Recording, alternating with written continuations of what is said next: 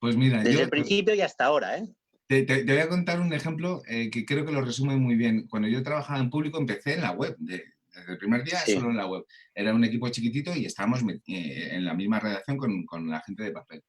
Con una compañera con la que 5 años después de trabajar con una compañera, llega una mañana al trabajo y de repente no le enciende el ordenador.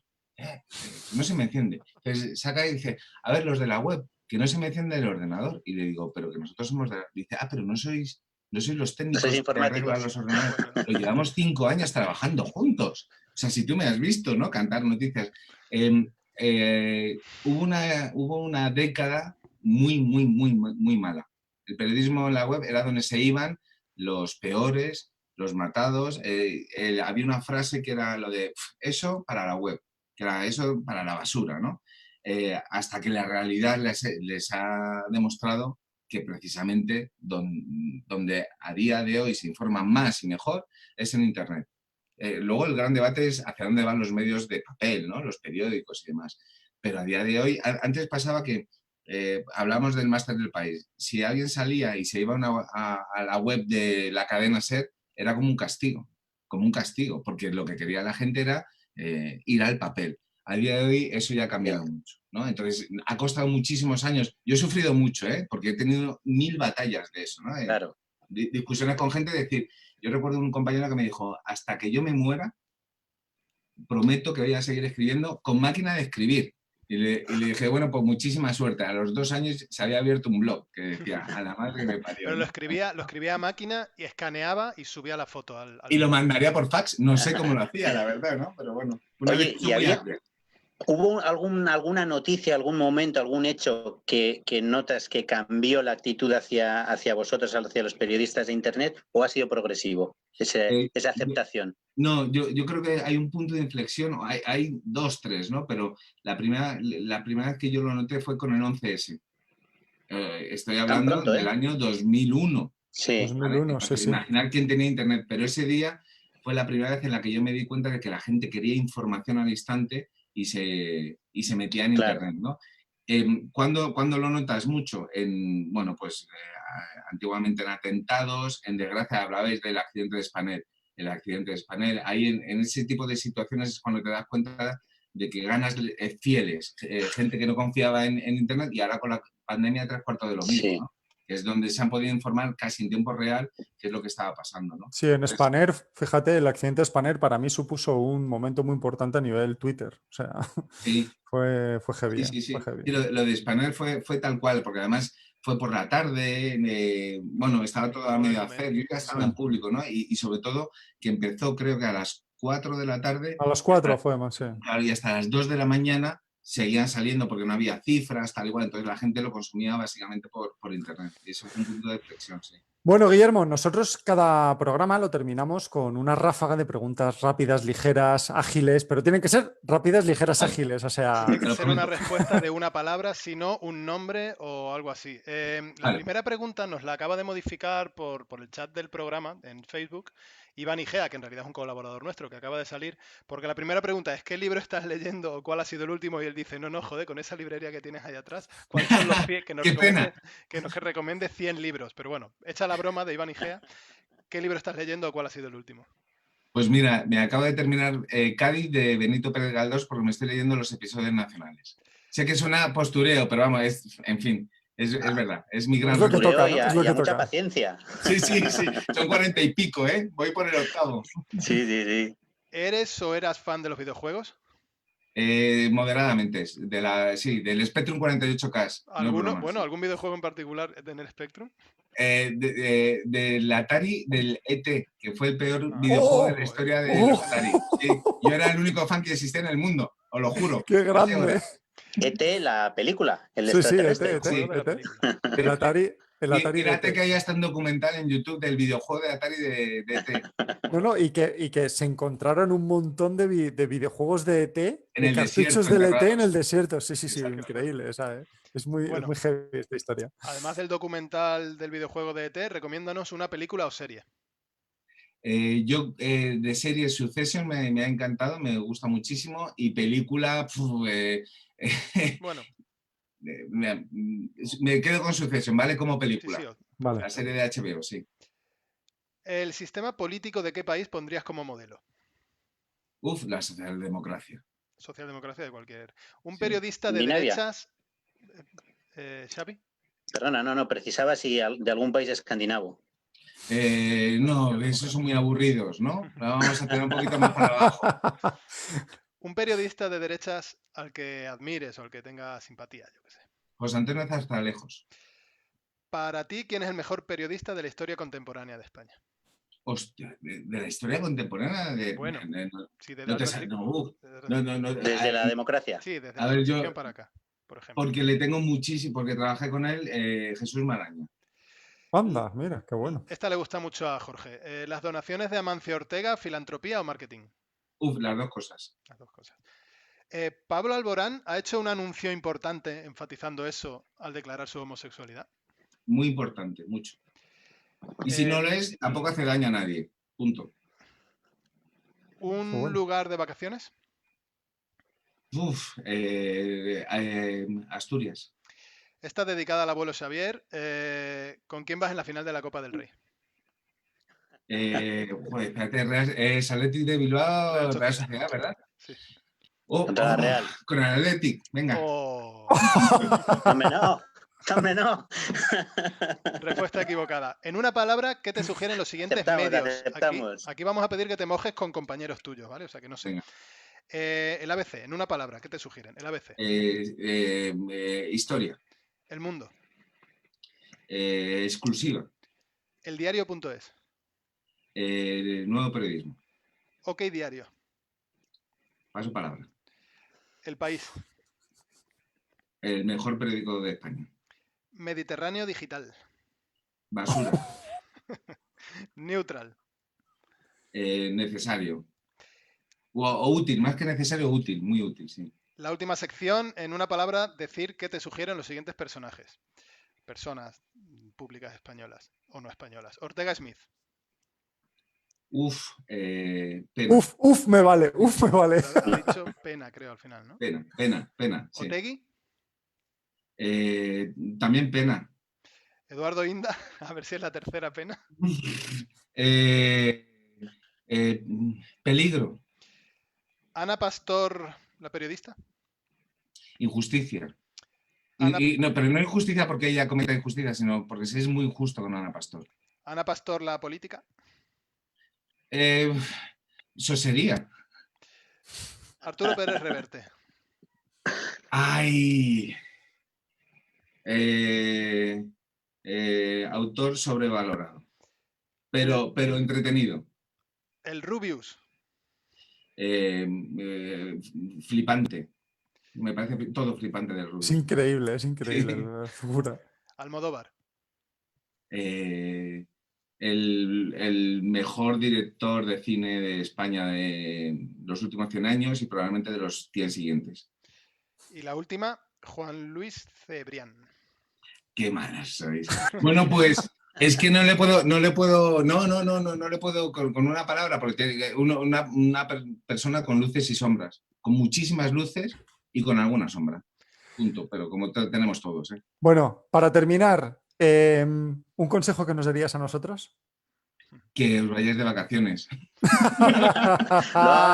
Lo vamos a hacer.